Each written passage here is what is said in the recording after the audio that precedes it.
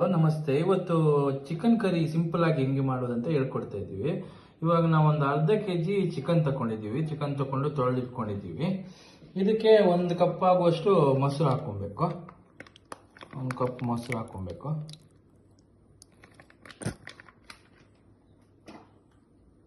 ಆಮೇಲೆ 1 ಸ್ಪೂನ್ ಆಗುವಷ್ಟು ಖಾರದ ಪುಡಿ ಹಾಕೊಬೇಕು. ಆಮೇಲೆ ಸ್ವಲ್ಪ ಅರಿಶಿನ ಒಂದು ಅರ್ಧ ಸ್ಪೂನ್ ಹಾಕೊಬೋದು. ಅರಿಶಿನ ಸ್ವಲ್ಪ, ಹಾಗೆ ಉಪ್ಪು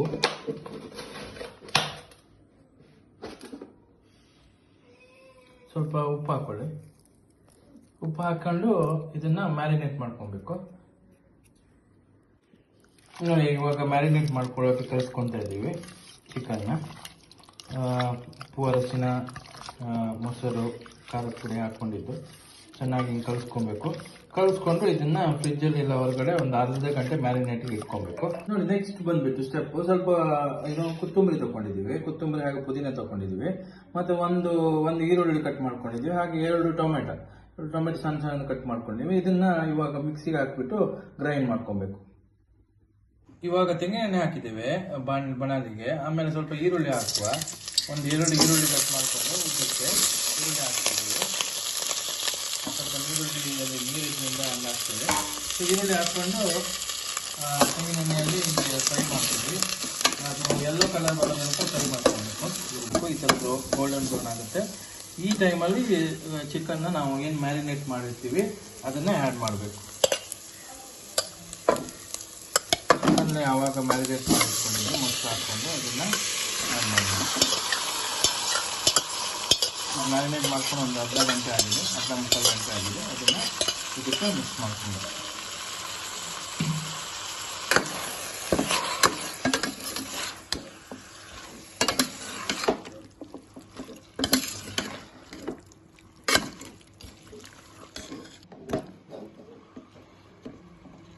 ಇದನ್ನ ಇವಾಗ ಹಾಗೆ ಲೋ ಫ್ಲೇಮಲ್ಲಿ ಚಿಕನ್ನ ಬೇಯಲಿಕ್ಕೆ ಇಡಬೇಕು. ನೋಡಿ, ಇವಾಗ ಚಿಕನ್ ಬೇಯ್ತಾ ಇದೆ. ಚಿಕನ್ ಬೇಯುವಾಗ ಸ್ವಲ್ಪ ನೀರು ಕಮ್ಮಿ ಆದರೆ ನೀರು ಹಾಕೊಬೇಕು. ಒಂದಿಷ್ಟು ನೀರು ಹಾಕ್ಕೊಂಡ್ರೆ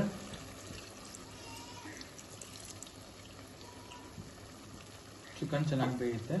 ಇನ್ನೂ ಒಂದು 5 ನಿಮಿಷ ಚಿಕನ್ ಬೇಯೋ ತನಕ ಹಂಗೆ ಸ್ವಲ್ಪ ಫ್ಲೇಮ್ ಜಾಸ್ತಿ ಮಾಡಿ ಚಿಕನ್ನ ಹಂಗೆ ಬೇಯೋಕ್ಬಿಡಿ.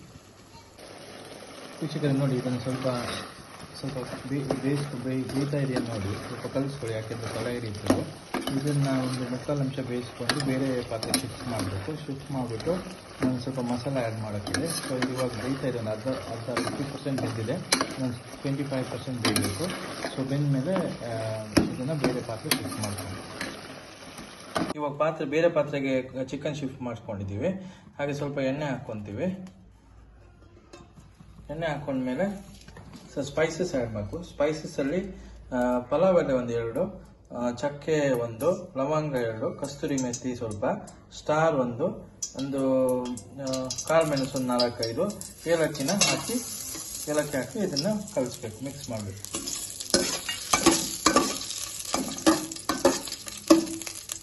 ಇದರಲ್ಲಿ ಒಂದು ಚಿಲ್ಲಿ ಪೌಡ್ರ್ 2 ಸ್ಪೂನ್ ಇದೆ, ಅರಿಶಿನ powder 1 spoon, pepper powder 1 spoon, ಕೊತ್ತಂಬರಿ ಪೌಡ್ರ್ 2 ಸ್ಪೂನು, ಜೀರಾ ಪೌಡ್ರ್ 1 ಸ್ಪೂನು, ಗರಂ ಮಸಾಲ ಇದೆ. ಇದನ್ನೆಲ್ಲ ಒಂದು ಪಾತ್ರೆಗೆ ಹಾಕೊಂಡು ಇದಕ್ಕೆ ಆ್ಯಡ್ ಮಾಡಬೇಕು.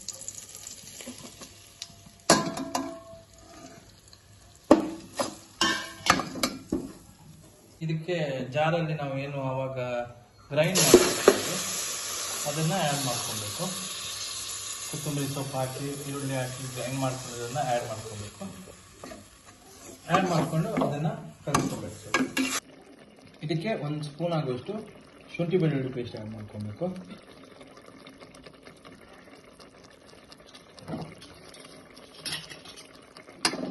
ಇದನ್ನು ಫ್ರೈ ಮಾಡ್ಕೋಬೇಕು. ಶುಂಠಿ ಬೆಳ್ಳುಳ್ಳಿ ಪೇಸ್ಟ್ ಮತ್ತು ಮಸಾಲ ಹಾಕಿದ್ದೀವಲ್ಲ, ಹಸಿ ವಾಸನೆ ಹೋಗ್ತಕ್ಕ ಇದನ್ನು ಚೆನ್ನಾಗಿ ಫ್ರೈ ಮಾಡ್ಕೋಬೇಕು.